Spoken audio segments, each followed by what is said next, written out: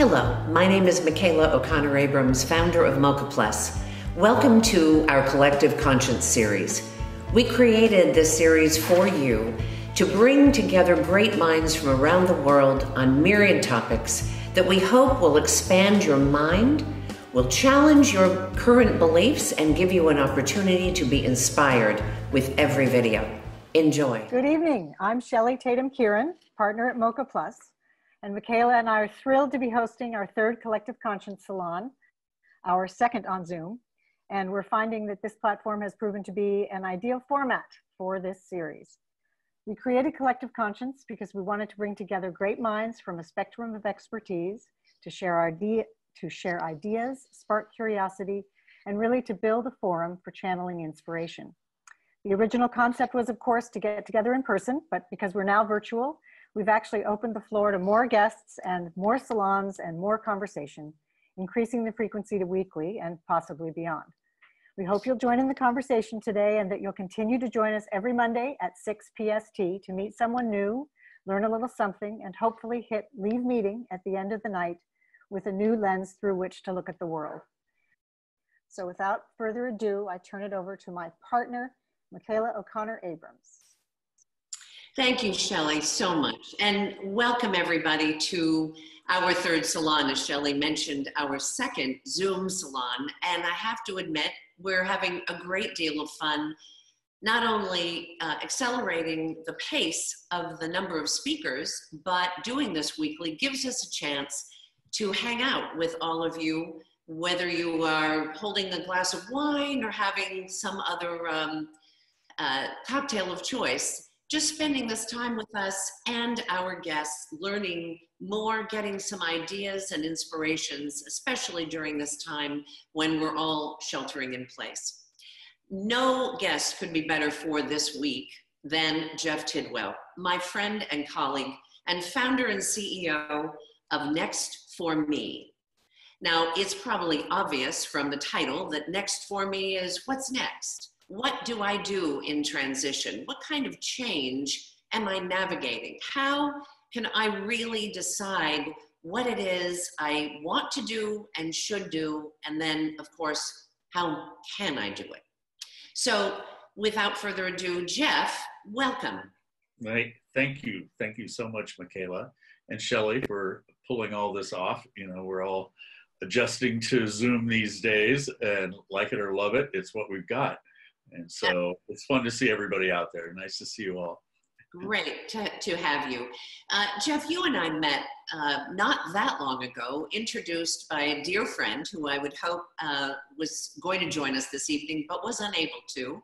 And she said, you really need to meet Jeff because he's starting this company about change. And it's not about, you know, retirement and coming back in and how do I find myself useful, but really more about just understanding all the possibilities at any stage of our lives. And then I had the pleasure of being interviewed by you about the change I was going through in 2017. And I know most people on this call, and so they're familiar with the change that I most definitely didn't ask for, but was dealt and needed to navigate it.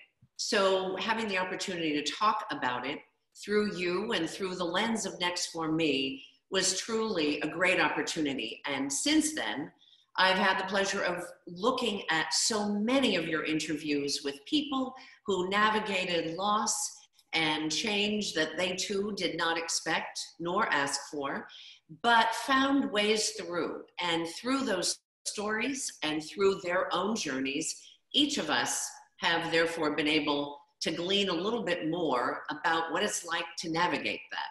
So I want you to share with all of us a little bit about your story. And I'd love you to start at that place where you're graphic designer, which is your passion, all the way to now Next for Me. Share with us a little bit of that perspective. Sure. Well, I started my career in alternative newspapers.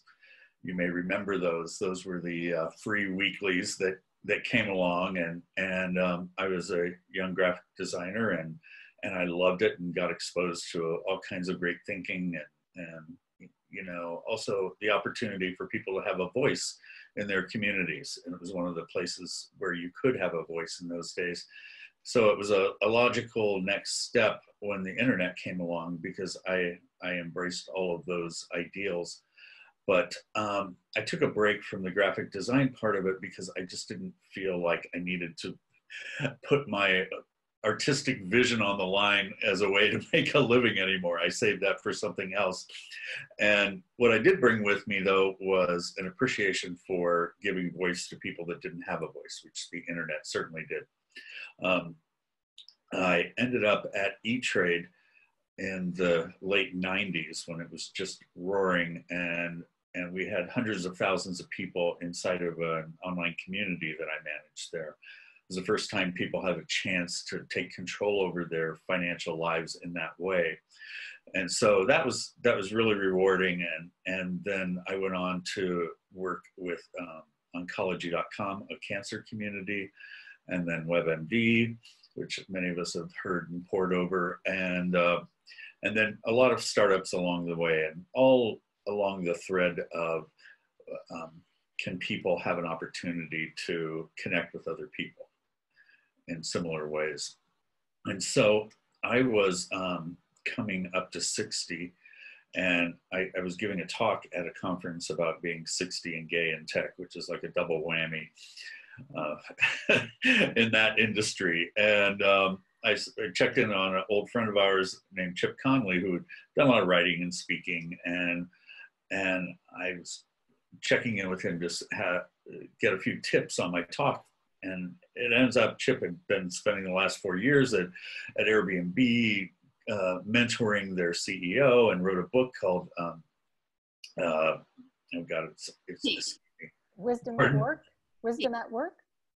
Yes, Wisdom at Work. Thank you.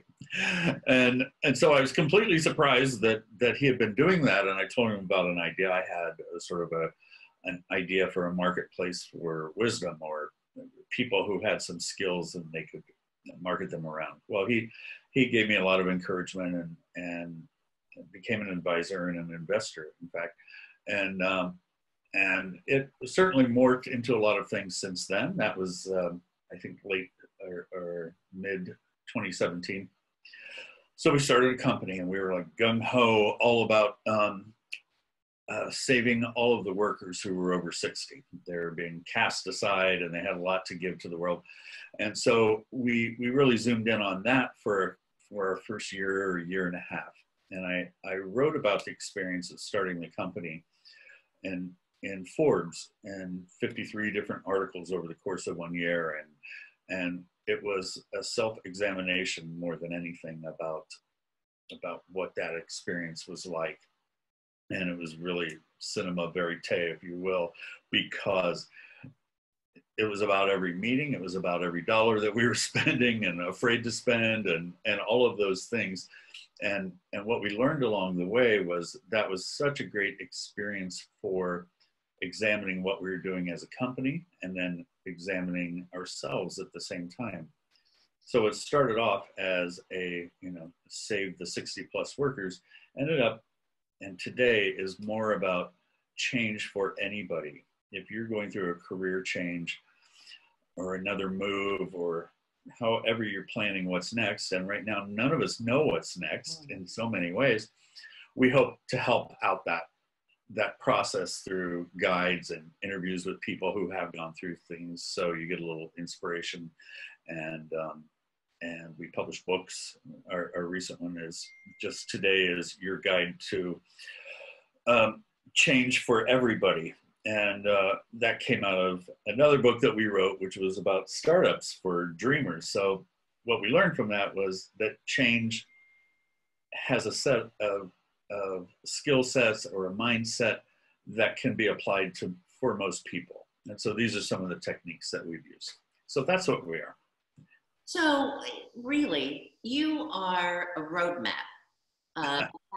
Each person, of course, puts into their personal story their own journey, rather than a template that everybody uses. It's really one that just helps one navigate. And then through the stories that I've been seeing on Next for Me, I too have gained inspiration and some ideas about how I might even think about change. To your point, we are all in that place, which most people find incredibly uncomfortable, and that's the unknown. Most of us would say, I can certainly deal with what I know, whether it's good or bad, but the unknown has that nagging sense of, you know, I'm about to fall off a cliff, right? Right. And you know, certainly through this, that we can choose to see the amazing shift in our society, in cultures and societies around the world, thanks to COVID-19. And I certainly don't say that lightly, because there is an underlying tragedy to this, of course. But it is like whether you believe in God or the universe or some other power, somebody hit that restart button and said, you know, I'm going to give you a chance to do this differently. So now, Next for Me puts, you know, really is in a position through all of the different medium, right? Your books, the stories, used to be live events, which I want to talk about in a second, yeah, to really help everyone just spend some time thinking about the opportunity that this offers. So what would you suggest people do to begin with Next for Me? Where would they start?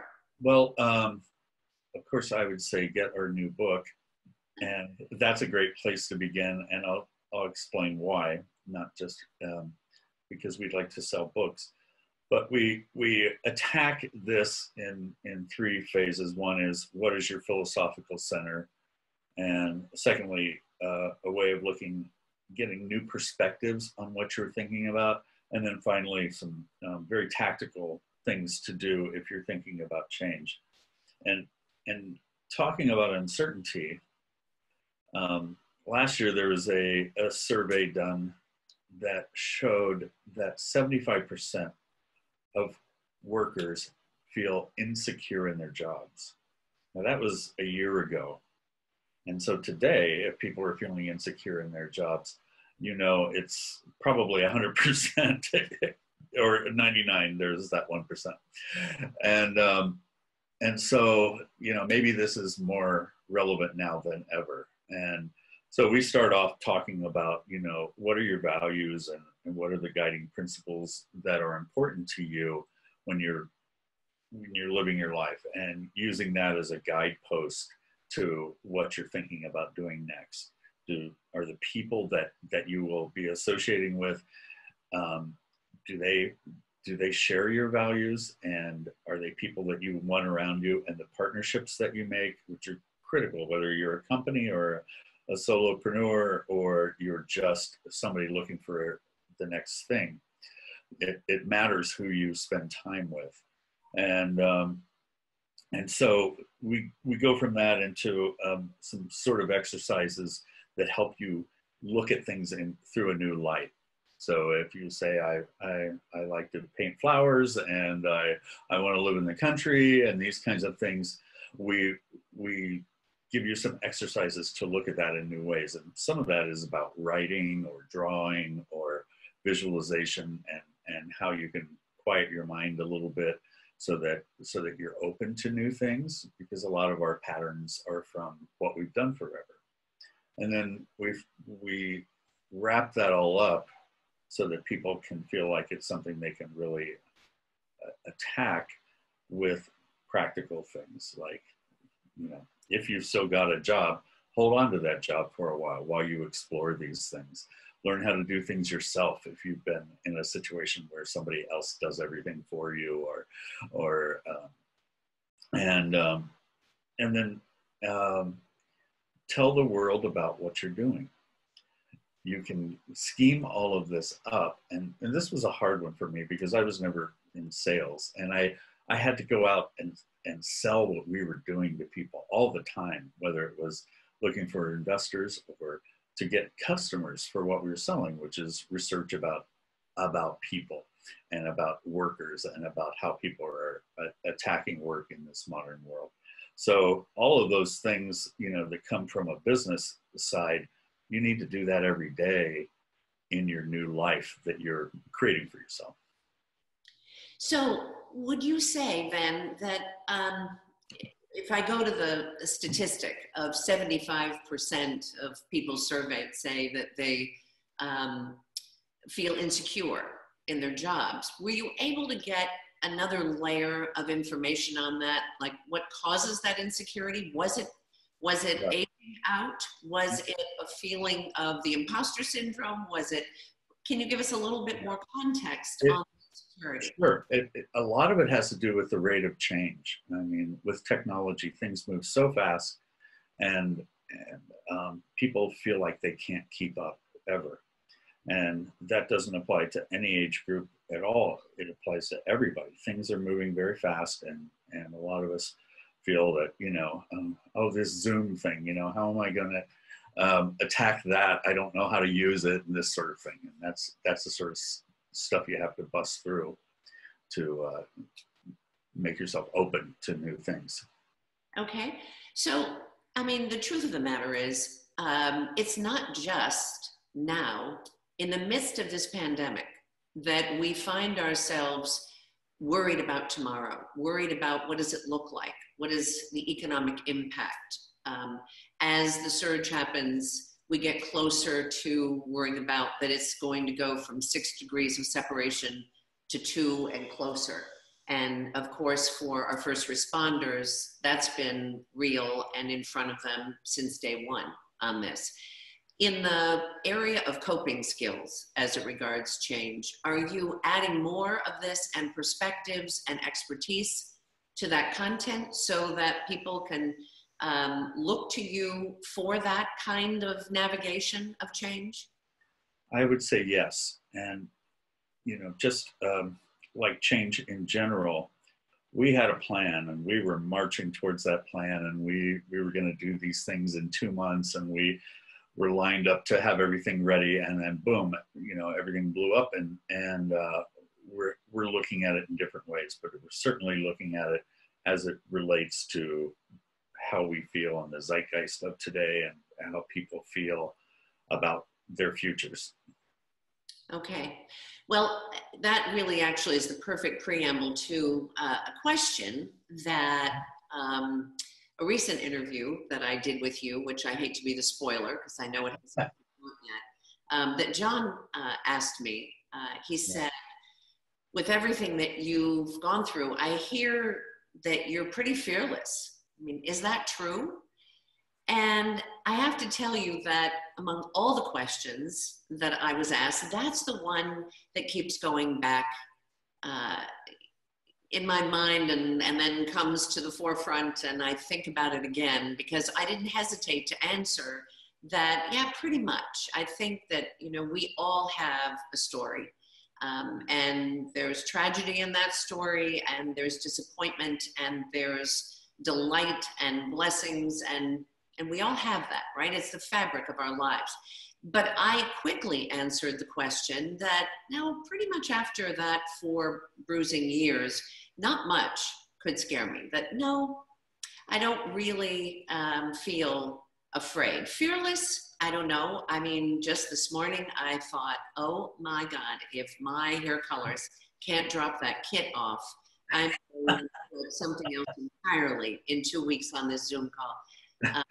But in all seriousness, I was interested then to look at some of the other stories with that same lens about fear. And also we know from people like Mike Lewis, the author of When to Jump, Chip Conley of Peak and Wisdom at Work, that fear has everything to do with how we think about change, how we metabolize change, how we come to understand the opportunity in it if we can deal with all of those things. And I wonder if there's any one story or interview that comes to mind for you that you could share with us about how somebody navigated that.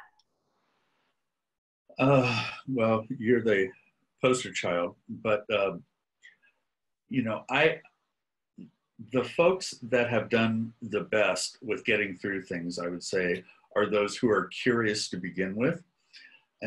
And if they're going after something new, they're starting to look into it and they're finding out more about it. And that removes a lot of fear for people, I think, is when they start to understand it or they can see themselves in that situation. And part of it is having gone through things in your life, you learn how much energy to put towards things that you don't have any control over. And so, you know, I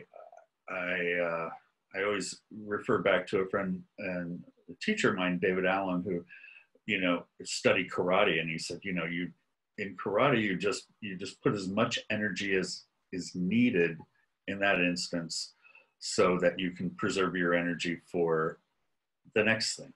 And so you're not fighting off the whole world, you're fighting off that one karate kick or what have you that's coming at you.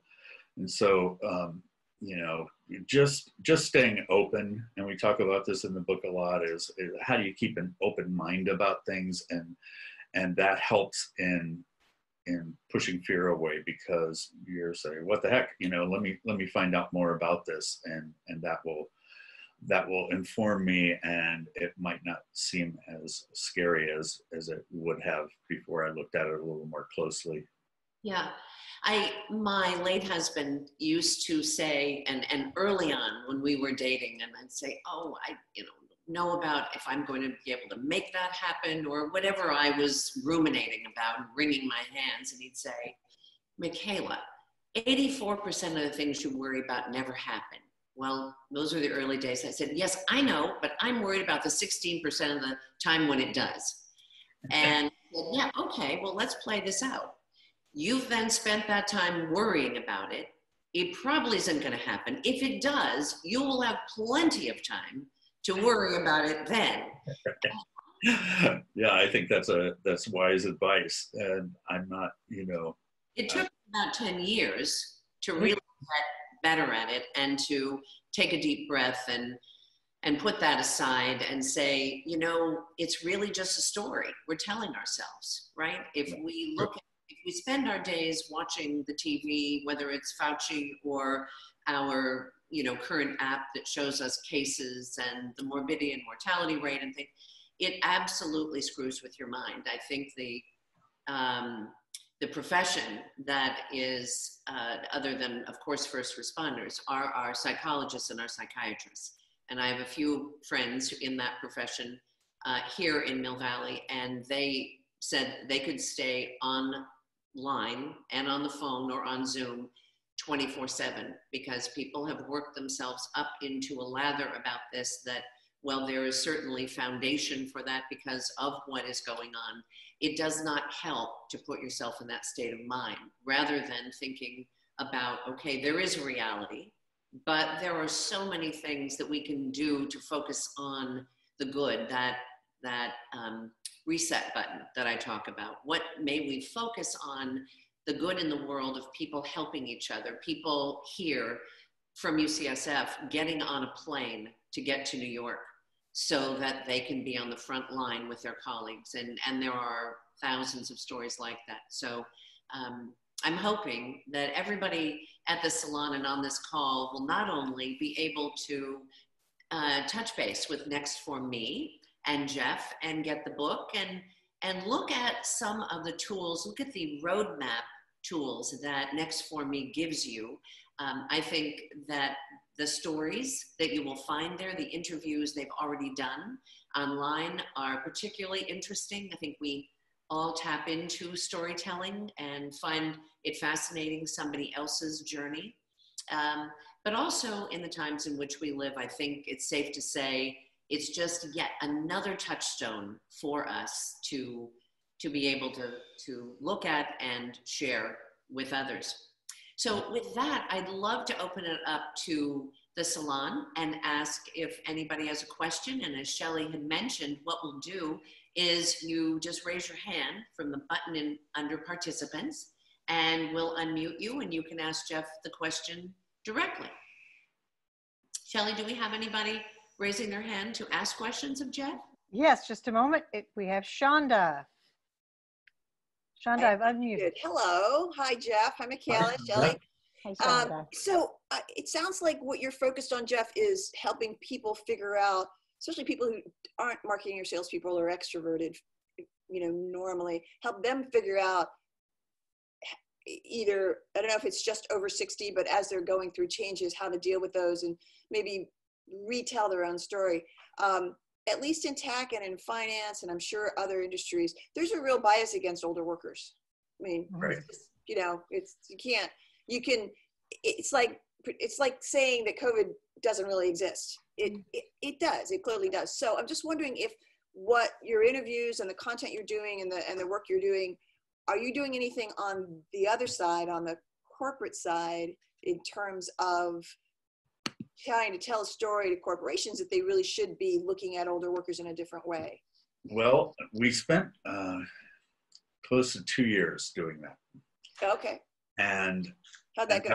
That was primarily our focus. And what we found was that while it's understood and it's widespread, it is such a deep bias in hiring and in ourselves that people were apprehensive about even talking about it. And I don't think we can solve that problem. So as we adjusted, and my co-author is on here too, Carol McManus, hi.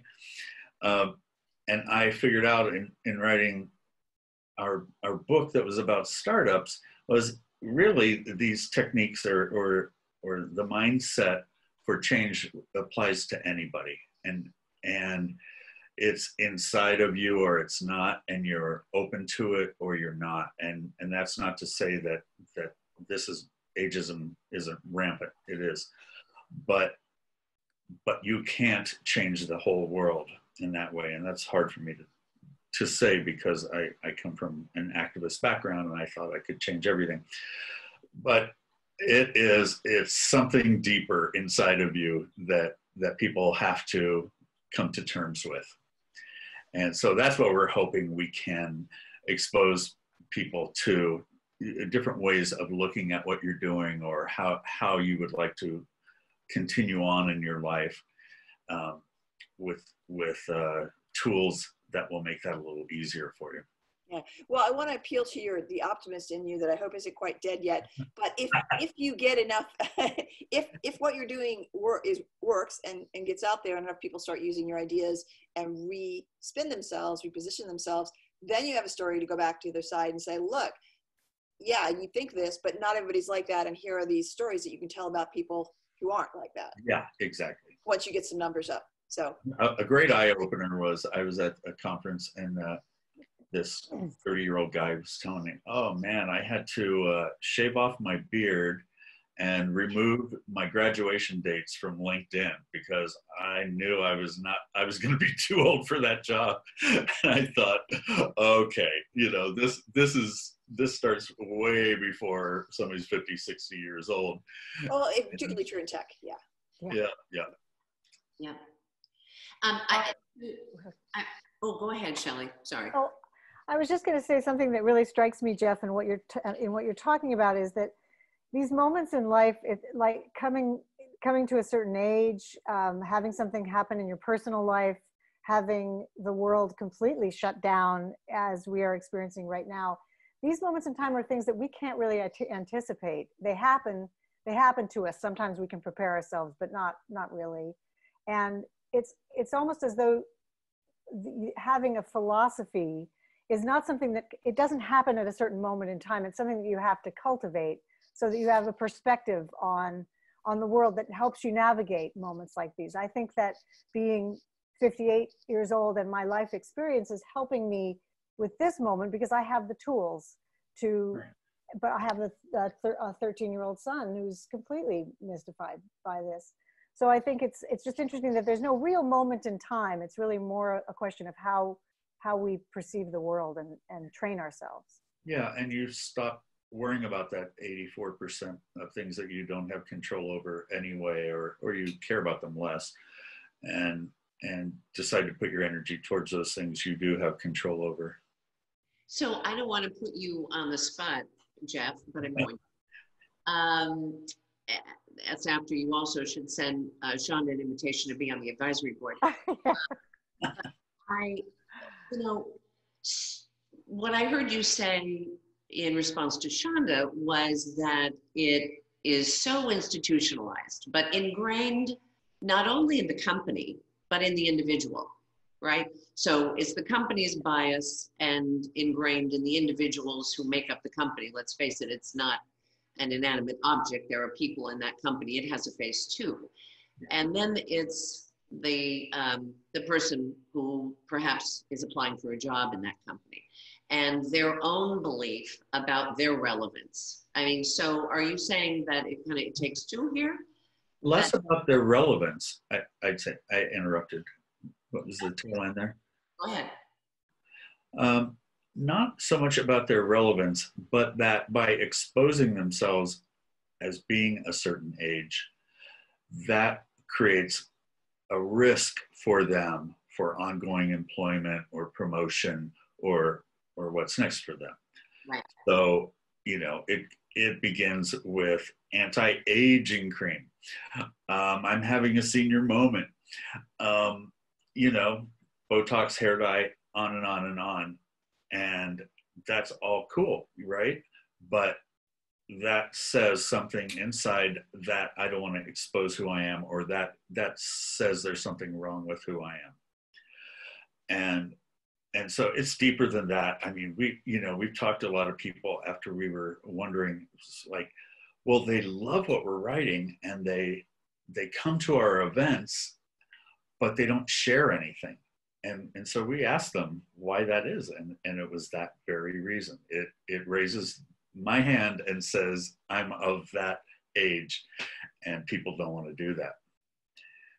Right. Well, let's not forget that there is a law, of course, that says that people are not allowed to ask when you were born and how old you are, and a lot of other questions that are not legal, literally not legal to ask. People do, and some get away with it. And I'm wondering, and I've thought about this for a long time, if that law, which is really meant to protect people older, whether that is, depending on the industry, over 35, over 40, over 50, over 60, etc. If what we're just doing is muting the conversation that really needs to happen, that needs in a proper and respectful way to have a discussion about the merits of that, an integrated workforce, and not just about gender, but about age. And I think the wisest people know that, but that may not be the majority of the people in the position of hiring or the people in HR, which most people who know me, even though I know people in HR and adore them, I have not found in general, even as a CEO, for that to be human or resourceful. Right. So it also needs to change in a lot of other places.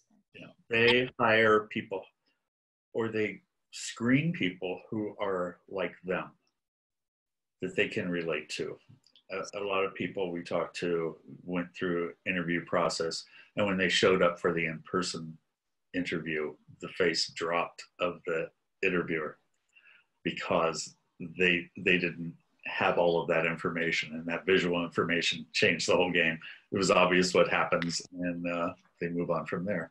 I'm told that's what happens on Match.com too, but right. Okay, any other questions from the salon participants? Okay, Shelley, anything else you're seeing? Am I missing a raised hand? I was sorry about that. I was muted myself, which some people would prefer in life for me. We have a question from Anita, which I'll read. Has Jeff looked at Enneagrams, personality types essential, as a factor in how to navigate and understand yourself, your motivations, and behavior? Would that be helpful? I have done some of that, and it underscored a little bit of who I was, but I didn't really, I didn't subscribe to that very much. I mean, I know that people do find value in that. I don't personally, but I think there's there are a few techniques out there that do those kinds of things. And Bella has a question. Barbara? Hi. Hi. So we're talking about the idea that people hire people that they relate to, and I think that we all do. You know, we all have done that, but we also hire people that we greatly value. Like we don't necessarily relate to somebody, but we really value what they have or value their expertise or feel we need them. Well, then we might hire them, right? And so I'm wondering if we aren't just defaulting to young is good and old is bad, and we apologize and we sort of validate this idea that that they're absolutely right to presume that we're old. We can't make jokes about been there and the dinosaurs. We can't make jokes about coloring our hair. We have to be very careful about, you know, God forbid you have an AOL address, you know, that kind of thing. But the fact is that this is a time where there could be a big pivot. And expertise right now is being recognized as being what might save us. So perhaps this is the time to change the conversation and to not just fall into how do I pretend I'm not old, but just say, this is who I am, this is where I've been, this is what I've got to bring to this, and stop apologizing for ourselves.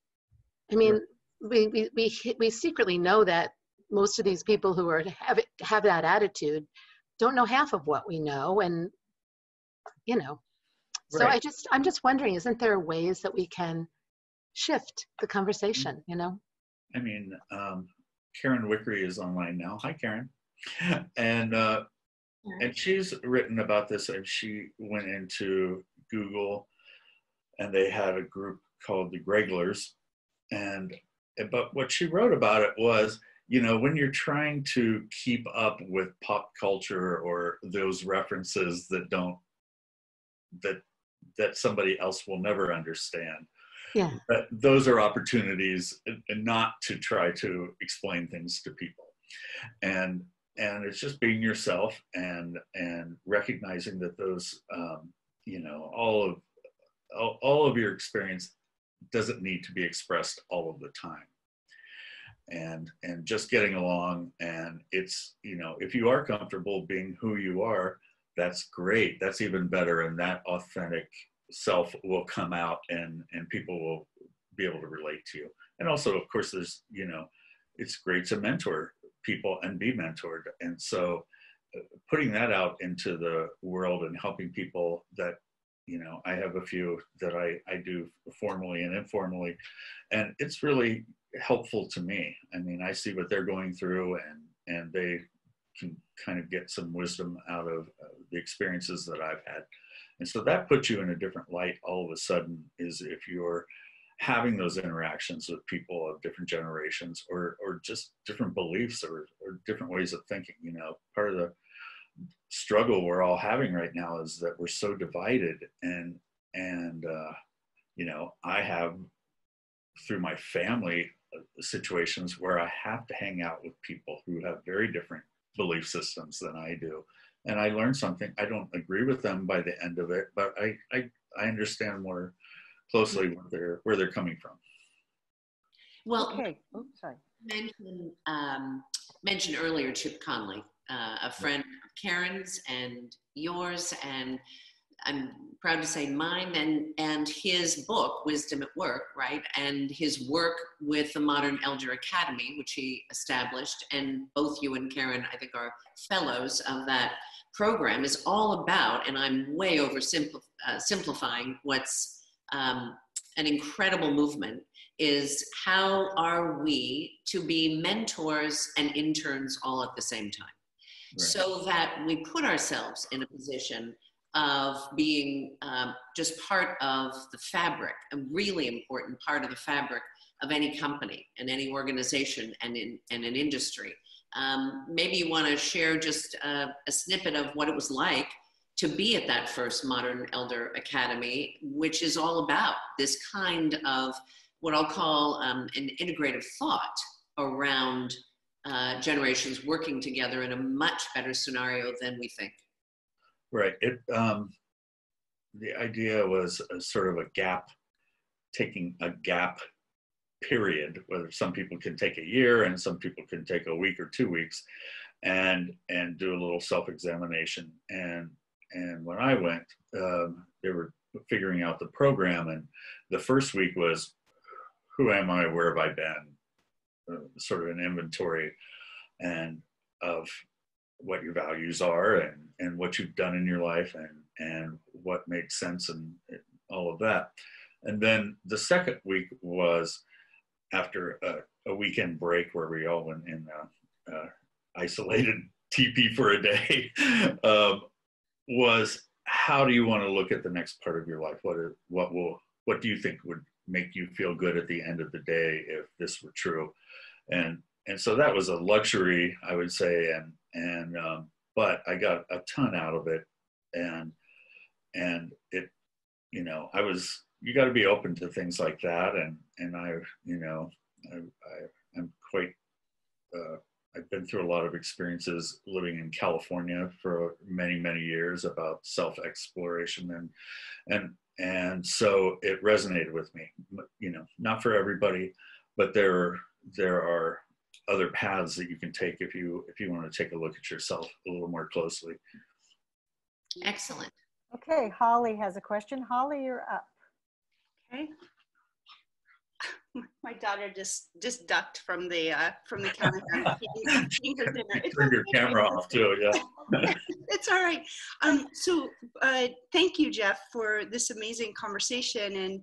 And Barbara, I think it was Barbara that brought up the point of, the opportunity to change the conversation in terms of, I listened to Chip's podcast, and I can't remember where I was, but I was listening to it and absolutely love him. I've been following him, but I see that there's so much value. I'm a founder of a startup, and I'm a female in tech. So like all the things that you're talking about, I experienced just from my perspective as a female raising money, but I've handled it in just different ways. And what I see that the people that I've brought into my team, including some people on this call, they have so much expertise and so much wisdom.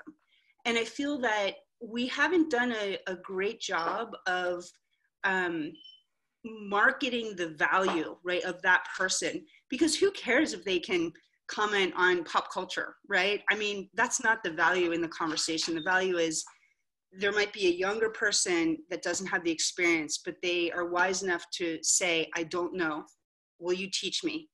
And I just think there's so much collective wisdom and knowledge share that hasn't been drawn out in so many people of the age group that you're talking about. And I just, with Chip's Academy, that's one thing. And I just feel that I wish everyone knew about it, and people like yourselves that have so much experience and so much to say, and you want to be included.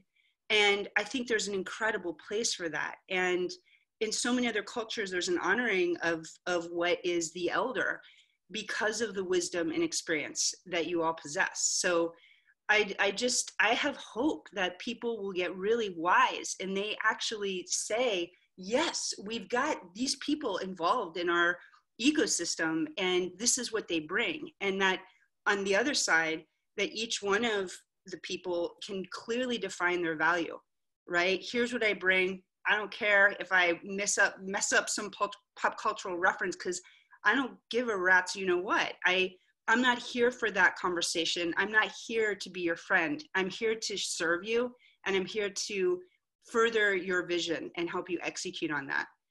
And I just feel that there's so much. I mean, there's so many people just in our backyard in Marin County, that in the Bay Area, that have this incredible wealth of knowledge that aren't being tapped.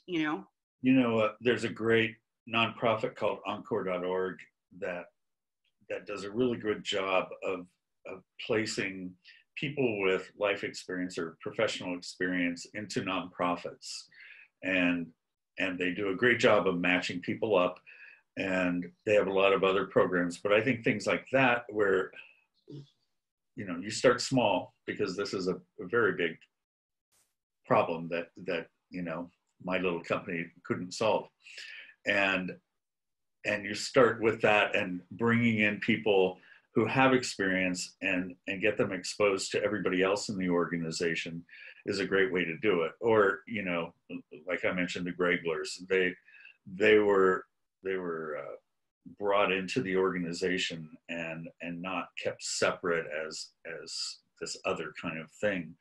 And so some companies are doing that. They, you know, if people are phasing out of their job, but they still want to stay involved, some companies are just bringing them in part-time in departments they don't have any expertise in, but they just have this general sense of, this is how you avoid politics. This is how you get things done even when everybody's against you, or whatever the problems are. And so those kind of programs, I think, will help move that along too.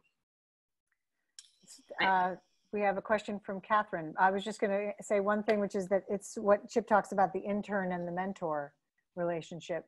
That is, yeah. Okay, Catherine, I will unmute you. You're up. Hi, Catherine. Catherine, oh, I can't unmute her. Sorry, I'm having difficulty. Just a second. Come on. No. Okay, there you go, Catherine. Catherine. Verizon person, can you hear me now? Echo. Hold on. That worked, I believe. There you go, Catherine. Thank you. You got me now? Yes, sorry about that. No worries. I break technology from long distances, so it's a superpower of mine. I wrote down a couple of questions because I am in a job search, and it's been fascinating. You hit on a lot of things. The very young age of HR screeners, the continued prompts to disguise your age by putting prior experience kind of all together in a little group at the bottom of your resume. So it's there, but it's not broken out by year. And just the awareness that when you show up, that, like you said, it's not the package they expected. I do have a question. You said that 75% of employees feel insecure in their jobs. Is that, do you think that's from within, or how they're made to feel, or their environment? Or because when I've felt insecure in a job, it has not been because of my self-confidence. It's been because of external things that seem to be overlaid on the role that kept changing. And I think even on technology, but it's also the organizations they're changing. So that's a long and involved question. So is it from within, or they're made to feel that way? Or do you think they have the inner confidence, but they're kind of strangers in a strange world?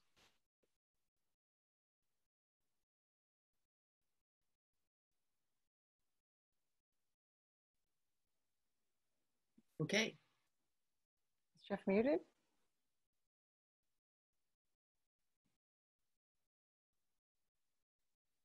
I don't see you're gone from my screen, unfortunately. There he is. Gotcha. The tech person is falling down on the job. I apologize. People have been trying to mute me for years, but okay. The more we've read about this, what we seem to learn is that the expectations have changed for workers. The need to be always on, always available, and it never seems like it's enough. That is a big part of the problem of the insecurity. So however it is expressed back to you in your workplace, people are, saying, we need more, and your review's coming up, and here's all of these reasons why this or that is not up to par. So I think it's the speed of technology, it's the expectations, and those are the biggest factors. And then I did have a second question, if I may. Yeah. I've been shocked at the double standard, where I'm working with people my age, and in multiple situations, it's like, let's go hire the 30-year-old who can replace you. And it just happened to a friend of mine who's in our similar age group. It's like, okay, so we got everything out of you, but I think we could do it and I'm like, but that would play on you too. It's just been odd. Yeah, that shows how deeply ingrained it is. Okay. and those people most likely are as insecure about their jobs as anyone. And so trying to appease somebody who is, you know, saying, you know, hey, can we cut that salary in half? Can we get somebody who doesn't have to go take care of their parents, or these kinds of things? How do you, you know, address that? So it's a hard one. Yeah, okay, thanks. Hey, Dorothy Marshall has a question. Dorothy. Ellie. Hi. Hi, Dorothy. This is Ellie, actually. My daughter. She's right here next to me, Mom. But I'm fascinated by hearing about this age bias, because I'm actually 22. I should be, and I will be, graduating college in June, probably on Zoom, just like this. And I actually feel like people have a bias against my age. I'm finding that every job application I'm finding wants way more experience than I could ever have right now at this age. So I was wondering if you had any advice for college grads who are like really experiencing this "what is next for me" moment right now. Okay, but just okay. Can you there. Great. I think it's the challenge of the decades. People have always felt that. I felt that when I was your age too. I thought that, you know, gosh, just give me a try here. I can really prove myself, but you don't get that chance. And so, I mean, if I'm doling out advice today, it is get yourself into a relationship with somebody who is doing what you're doing, and be able to spend time with them and check in with them. And, you know, I always go back to the "What Color Is Your Parachute" book, which helped me a lot, just understanding that if I could put myself out there enough to meet people who were doing what I thought I wanted to do, it would open doors for me. And it isn't transactional necessarily, but it is, you'd be surprised what happens if you do that. And, you know, I think a lot of people your age are under this pressure to have these sort of formalized internships, and that isn't always the easiest path or the best path. It is just start meeting people who are doing what you do. And it might not be today, but somewhere along the line, those relationships will pay off for you. Well, let me just add a little note here that Ellie Furtado is our intern at MOCA Plus. Oh, great. We are incredibly fortunate to have her. Anybody on this call, if you're looking for somebody who's the Swiss Army knife of marketing communications and understanding web and web design, then she's pretty amazing. With that, because we are really almost at the hour, Jeff, I want to thank you so much. You do, everybody on the Salon Zoom, you have Jeff's contact information. Shelley put that in the chat, and we'll make sure that you have that so you can continue this dialogue. Also, having a compelling story is great fodder for the interviews that Next For Me does. John has also been on this Zoom, and he is now the face and voice of Next For Me, and a really skilled interviewer that I think is a great asset to your company, Jeff. So I want to thank you so much for joining us, and make sure, please, to stay in touch with our group. And then I'd like to end with a little teaser that we've got next week's speaker for Collective Conscience with us tonight. And I have to find a way to do the polling so you can vote on who you think it might be. And then there will, of course, be an Amazon gift card or an iTunes gift card for the winner. But until I figure that out, let me tell you that an amazing private chef to billionaires, Rochelle Boucher, is our next speaker next Monday. And not only is she going to talk about the wonderful life of a private chef and the humor, flexibility, and resilience needed to be in the profession, but she is actually going to stream it from her kitchen and take us through 2 easy, effortless, and fun recipes. Yeah. So we too can do that as we are cooking in place. So Rochelle, do you have a little teaser for us? Shelley, want to unmute? Hi everybody. Am I the only one rocking the snuggly robe here? What's up? Come on, where are my robe people? Hi. It's hard to stay healthy at a time like this, and I totally understand and empathize with people who don't love cooking. I happen to, but that's my problem. I get it, and I know that you're all being like thrown into some kind of food prep. And I'm really excited to share something really fun. And yeah, talk about next for me. I mean, as a chef and a private chef, I'm very lucky now. I'm not lost any opportunities right now, but boy, many times have I had to next for me. So Jeff, I'll be learning a lot more from you. Here for you. And absolutely. And really look forward to cooking. We'll share a little of the list of what we're going to be making. So if you all want to cook along, we can do that. But it is my wrap and roll class, and really excited to share that. Wonderful. Great. Thank you so much. And I really appreciate being all together. Thank you to all. Thanks, See everybody. you next week. Come on back next week. See you next week. Bye-bye. Bye.